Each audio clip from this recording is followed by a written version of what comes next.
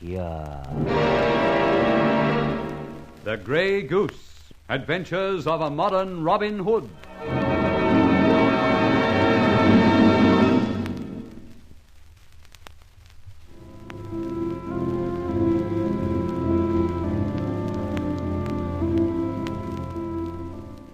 So far, I felt a little elation in that I'd kept my alter ego a secret. And yet I felt a little doubt here and there. Inspector Ben Ford was getting hot on the trail. I knew that he guessed that I was the Grey Goose. Thus, I was quite surprised when I received a telephone call from him to dine with him. Charlie Austin and Barbara, who were with me at the time, were alarmed a little, I think. Barbara said later... Don't go, Rolly. Nonsense. The date's at the club. It wouldn't do for me to eschew the club. Ben's a member, you know. I've no alternative. All right, but be wary. Inspector Ben's no fool. And, incidentally, Rolly, while you're playing round with him for pure devilment, you're losing touch with our main objectives. The 40 thieves. Not a bit of it, my dear. We've sent quite a few of them into a nosedive. One by one, they've been crossed off the list. There are 24 more left, you know. Do you realize that when I came back today, I looked down the list, and I felt like screaming. Darling, that list makes me scream sometimes. My dad's in jail still. Yes, I hadn't forgotten. But as nobody knows better than you, we've been terribly busy putting Ben off the track. I know, of course. But, Rolly, we've done quite a bit of altruistic stuff lately. Altruistic stuff? My dear wench, although we haven't brought grist to the mill, we have succeeded in pulling the wool over the eyes of Scotland Yard. We have now a little breathing space. Space to follow our main objectives. Right. The 40 thieves. Now, whom would you nominate next? Gilbert Sanderson. Who's he? An art dealer, and definitely of the 40. This is a great chance, Rolly. Go a bit further. He's in Paris at an art dealer's convention or such. I see. And, my dear, because Gilbert goes to Paris, you will see a chance for what? I see a chance of examining his belongings. Oh, dear. A sort of unofficial search warrant. Put it that way, if you like. But I would like to find out how he ticks, what he does. You mean breaking and entering while the respected art dealer is away on the continent? Rifling his safe and so on? That's exactly what I mean. I've brought you up very badly. Well, maybe this Gilbert Sanderson is a crook, as you think. Maybe he's just an ordinary art dealer, gone for a play with other art dealers in Paris. So what? He's on our list. Right, so he is. All right, then. When do you propose to drop in on his safe deposit? Tonight he gets back from Paris. Actually, he'll arrive in the early hours of the morning, I expect. Well, it can't be done. Why not? Well, don't you realize I'm to dine with our distinguished bloodhound, Inspector Ben, this evening? Oh, I had forgotten for the moment. Oh, well, I suppose Sanderson must wait. He certainly must. Well, rest in peace, my child. We'll attend to Mr. Sanderson in good time. Incidentally, didn't I quite recently make it clear that we'd better lay low for a bit? Don't tell me you got scared. Remind me sometime to slap you down for that. Sorry. But I'm very disappointed as regards Mr. Sanderson. He'll keep. Now, let me once more remind you, I have a date. The blonde. Yes, the blonde and debonair Inspector Ebenezer Ford at the club. Remember? All right. I'll stay here listening to the radio and get bored stiff.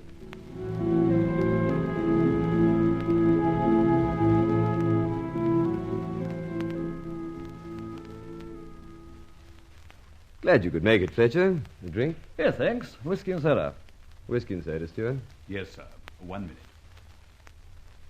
How was Hampshire this weekend, Fletcher? Enjoy it? Hampshire?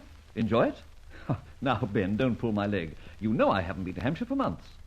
No? Definitely no, Ben. Oh, I know you've had a few of your sleuths watching me. Watching for Mr. H.C. Jenkins. I've explained that. True. So you did.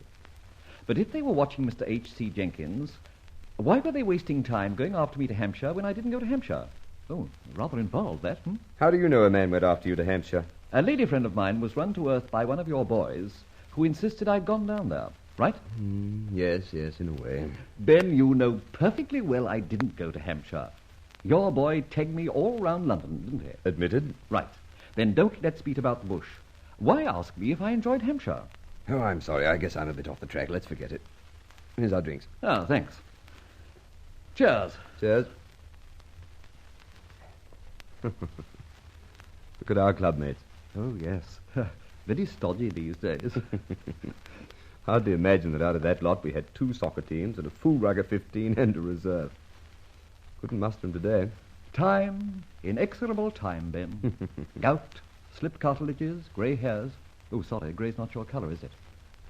If you're referring to geese of that colour, definitely not. No news? No news, except I'm the one-armed moron of Scotland Yard these days.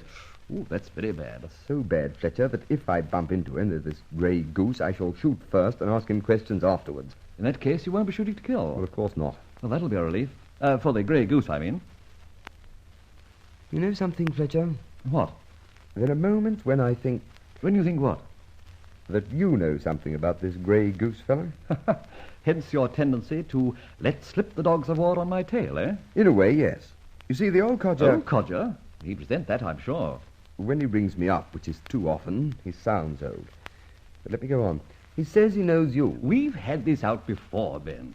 We've accepted the fact that he's one of us, an acquaintance. That he does know me, probably knows you, but you, unfortunately, don't know him. Do you? Do I? Yes, do you know him? I'm as powerless to answer that question as you are. Let's go into dinner, shall we? Excuse me, sir. Yes, Stewart. There's a gentleman in the anteroom to see you, sir. Says his name's Capel. Constable Capel. Capel. From headquarters, he says, sir. Now, what have you been doing, Ben? Or does the Assistant Commissioner want to know why you were out when he wanted you? His apologies, sir, but he says the matter is urgent. All right. Excuse me, Fletcher, order something for me? Right. A filleted commissioner on toast? I or- shan't be a moment. Will you take your order, sir? I'll pass it on to the dining room. Steward, would you see if there's any goose on the menu? Goose, sir? Why, it's only mid-June. No goose till late autumn. They don't kill 'em till then, sir. That's fine. I'll have quite a lot of time at my disposal. Excuse me, sir. Oh, sorry, just thinking aloud. Well, we'll order some steak. Filet mignon au champignon and some a sauce for the gander. Yes, sir. I'll ask the chef. What to follow the filet mignon?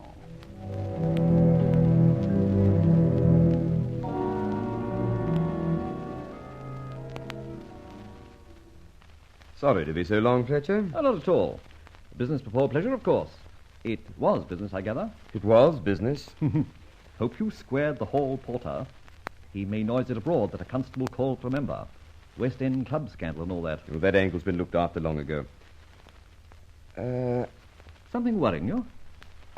Yes, my chief worry. Or a sort of connection with my chief worry. Your chief worry being? The Grey Goose. Ah. This event seems to be divorced from him, although there is a connection. Can I ask, or must I keep out? Well, there's no reason why you shouldn't know. The connection is a feather. What? Not a grey goose feather? Why are you so interested? Well, dash it, you hum and ha, beat around the bush so much. And this feather's so much in evidence these days. Can you wonder I get a bit excited? Well, as I said, it was not a grey goose feather. Then what's worrying you?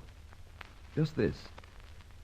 Some of the patrol boys found a big house in the West End unoccupied and the front door open. How careless can one be? They investigated. Everything appeared to be in order till they reached the study. Yes. And who, The safe in the study had been ransacked. Oh, these burglars. But wait on, Ben. You can't be concerned with ordinary burglars. Ordinarily speaking, no, but you've forgotten something. What's that? That feather. Ah, yes, the feather. You said it wasn't a grey goose feather. That's right, it wasn't. Well, what sort of feather was it? Seemed very interested. Well, of course I am. Do you remember I helped you once in this feather business? When I proved a certain job was planted on the grey goose? Yes, you proved it wasn't him because the feather on that job wasn't clipped. Yes. Hence my interest in this particular feather. Go on, man, tell me. This was a white feather, stuck in the safe itself. A white feather? Now, what the devil would that mean? Generally an indication of cowardice. And whereabouts, if I may ask, did this burglary take place? The house of a well-known, or probably the best-known picture dealer in town. What? Gilbert Sanderson. Great Scott! Does that register with you? Yes, I know him a little, or did. By Jove, he's got some fearfully valuable pictures in his keeping. Silly idiot, to my mind, going away to France and leaving him. What do you make of the feather? Candidly, I make nothing of it. Which isn't helping you at all, is it? No, not much. Look here, man, I'm awfully sorry to shorten our evening. I have to get a move on. This Sanderson business brings me once more into the picture. Now, half a minute, Ben, just before you go.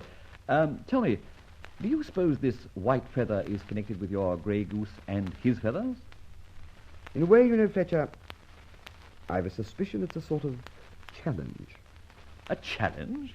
Yes, sort of a dare. A white feather, as I just remarked, is a symbol of cowardice. Yes. This was a small swan's down, fluffy type. Well, now, I must really get a move on. I'll give you another ring in the near future. Good. So long, don't you rush off. Right-ho. A white feather, eh? Cowardice. A challenge? Now, what the devil? Oh, Steward, Sir? just plug in a phone for me here, will you? Yes, sir. Thank you very much.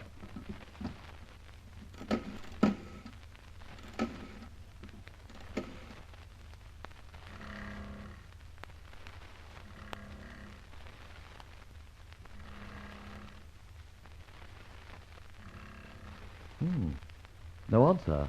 Not in. Oh, well, I better go and investigate.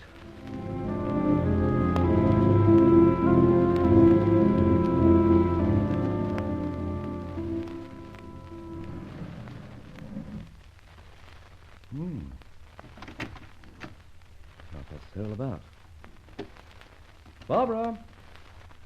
Barbara, where are you? Sorry to intrude like this, but I must try all doors. Barbara!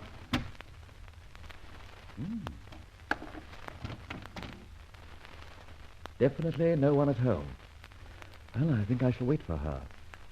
If what I think happened is the case, Barbara has just about put her head in a lion's den.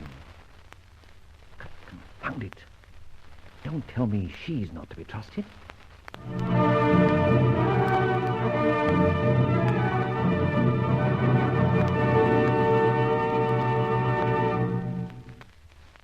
What has planted the seed of doubt in Fletcher's mind? Listen to the further developments in this story of The Grey Goose.